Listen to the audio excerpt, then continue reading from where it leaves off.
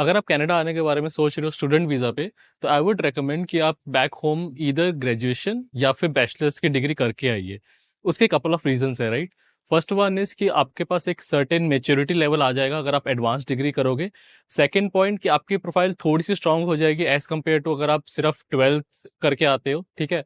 Next is कि आपके पास थोड़ा टाइम होगा कि आप कोई किसी स्किल पे काम कर सकते हैं। फॉर एग्जाम्पल, अगर आप आईटी में हो तो आप कोडिंग पे काम कर सकते हो। अगर आप बिजनेस में हो तो आप अपने सॉफ्ट स्किल्स पे काम कर सकते हो। तो ये कपल ऑफ रीजंस हैं because of which I think कि आपको बैचलर्स या ग्रेजुएशन करके आना चाहिए। और एक डिफरेंट सिनेरियो होता है स्पाउसल वीज़ा का। तो मैंने रिसेंटली अपने फ्रेंड सर्कल में देखा है कि कुछ पर्सन है जिनकी लाइक स्पाउसेस मैरिज करके आए इधर, और उनके लिए बहुत मुश्किल हो जाता है कि इधर वो कैसे सेटल इन हो, एज इन वो क्या जॉब करे या क्या बिजनेस करे। क्योंकि एज यू ऑलरेडी नो, अगर जब कोई कंट्री चेंज होती है तो ऑलरेडी बहुत बड़ा हमारा एक लाइफ स्टाइल में चेंज आता है, right. On top of that settle होना बिट्स लिटिल बिट डिफिकल्ट। तो उनके लिए मेरा सजेशन ये है कि अगर आप इधर आके जॉब करना चाहते हो तो मेक श्योर कि आपके स्पाउस के पास या आपके स्पाउस के पास इंडिया में या बैक होम जहाँ से भी वो आ रहे हैं, उनके पास एक अच्छा वर्क एक्सपीरियंस हो। या फिर अगर वो इधर बिजनेस करने के बारे में सोच रहे हैं तो वो बैक होम कोई ना कोई अच्छे स्किल्स पे काम करें जो कि वो इधर आके उस स्किल को यूज करके अपना बिजनेस सेटअप कर सकते हैं। So once you have completed your bachelors और graduation in your back home, तो फिर आप कनाडा में आके स्टूडेंट वीज़ा पे आपको या फिर मास्टर्स या फिर पोस्ट ग्रेजुएट डिप्लोमा करना चाहिए। And the reason for that is कि एक बार आपके पास एक इनिशियल स्टडी है, आप you can build on top of that. And उसके बाद जो आपका कोर्स है, like the your field of study, उसके ऊपर आपको बहुत अच्छे से रिसर्च करनी चाहिए। क्योंकि आपको कनाडा सिर्फ कहने के लिए नहीं आना, you have to settle down here. आप लॉन्ग टर्म प्लान बना के आओगे, right. So you have to invest in to your field of study, course of study, कि आपको कौन सी फील्ड में जाना है, आपको कैसी जॉब चाहिए। तो उसके बेसिस पे आपको ओवरऑल बहुत अच्छे से रिसर्च करनी चाहिए।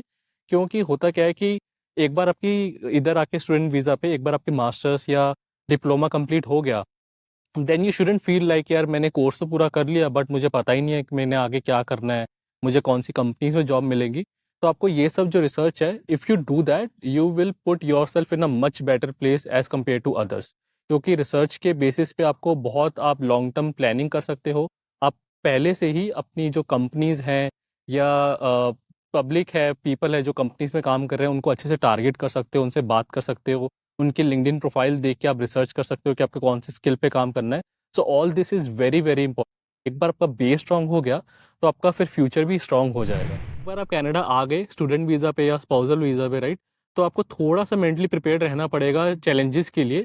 क्योंकि ये नई जगह है, नई लैंड है, तो आपको थोड़ा टाइम लग सकता है सेटल इन होने में।